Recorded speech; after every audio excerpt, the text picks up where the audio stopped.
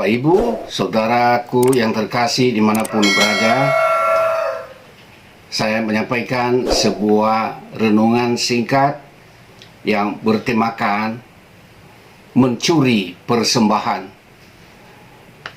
Saya membacakan salah satu ayat firman Tuhan dari kitab Keluaran 20 ayat yang ke-15 dari 10 perintah Allah yang diterima oleh Musa. Salah satu di antaranya di ayat yang ke-15, jangan mencuri. Perbuatan mencuri secara umum dikenal sebagai perbuatan yang tercela dan dilarang oleh Tuhan, apapun alasannya. Tetapi mencuri persembahan di tempat ibadah tergolong perbuatan yang menandakan kerusakan moral yang paling parah. Sebab tempat ibadah dikenal sebagai tempat yang kudus. Dalam perspektif iman Kristen, sering disebut sebagai rumah Tuhan. Jika ia tidak gentar, jiwanya tidak gentar berbuat kejahatan, itu menunjukkan sesuatu hal yang sangat parah. Ada saja orang datang ke tempat ibadah, lalu si pencuri datang, ia duduk, dan saat kantong persembahan diedarkan, ia memasukkan juga tangannya ke dalam kantong persembahan. Tapi ia bukan memberi persembahan, tetapi mengambil uang persembahan yang sudah ada di dalam kantong, yang sudah diberikan oleh jemaat-jemaat sebelumnya. Ia menarik tangannya begitu lihai, sehingga tidak begitu nampak, kecuali ada orang yang memperhatikannya. Dan kasus ini sudah sering terjadi.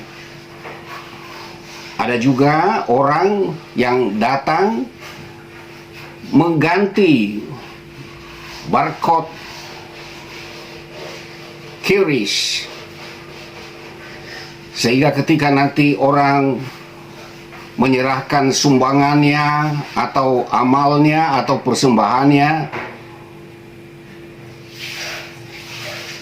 dia merasa bahwa ini sampai di tujuan yang sebenarnya, tetapi dengan barcode yang sudah diganti dan kelihatannya asli tapi sebenarnya palsu, dan itu uang masuk ke masuk ke rekening si pencuri.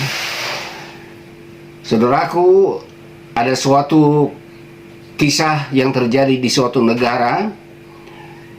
Orang tua yang sangat sederhana hidupnya dan beberapa anaknya aktif mengikuti ibadah di sekolah minggu. Dan ketika mereka tidak punya bahan makanan di rumah,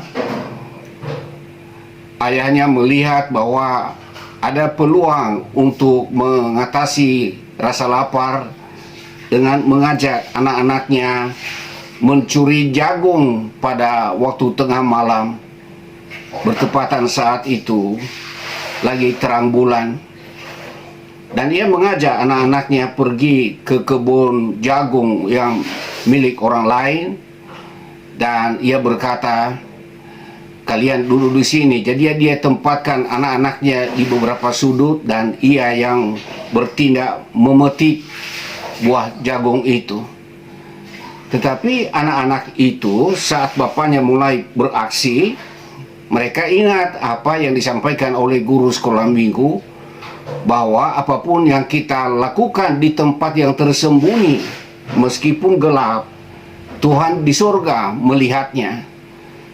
Jadi saat orang tuanya beraksi mencuri jagung orang, anak-anak ini spontan berteriak dan berkata, "Bapak, awas, Tuhan melihat dari sorga."